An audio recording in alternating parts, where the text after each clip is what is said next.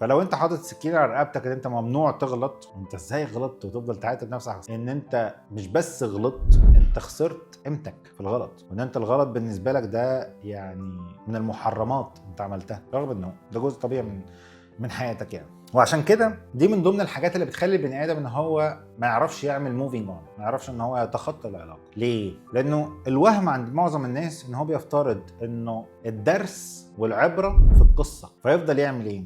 يفضل ان هو محتفظ بالعلاقه اللي هو انتهت، اللي كان فيها الم كبير جدا بالنسبه له في نهايتها، يفضل محتفظ بكل ذكرياتها المؤلمه وكل الاخطاء اللي عملها فيها، علشان ايه اللي يحصل؟ الافتراض انه ما يكررهاش، الافتراض ان هو يبقى اسمه اتعلم منها، ما يكررش الالم ده تاني. بس هل هو ده اللي بيحصل؟ ولا انت بتلاقي نفسك بتعيد نفس اخطائك تاني؟ لانه ده عمل زي بالظبط لما اقول لك حاول ما تفكرش في القرد. القرد ده مش موجود على كتفي، القرد اللي مش موجود على كتفي مش مربوط في ديله فيونكه، الفيونكه دي مش صفرة ولا منقطه اخضر. القرد اللي مش على كتفي مش في ايده موزه، القرد اللي مش على كتفي ما نطش الناحيه الثانيه. ايه اللي انت هتعمله؟ حد هنا شاف القرد اللي على كتفي اللي في فيونكه اللي بينط الناحيه الثانيه بالموزه؟ فانت شفت كل الكلام ده لان في الاخر انت منتبه لايه؟ انت منتبه ان انت عايز ترمي التليفون ده، مش عايز تبص تستخدمه تاني، ماشي، بس انت محتاج تدور هو فين التليفون.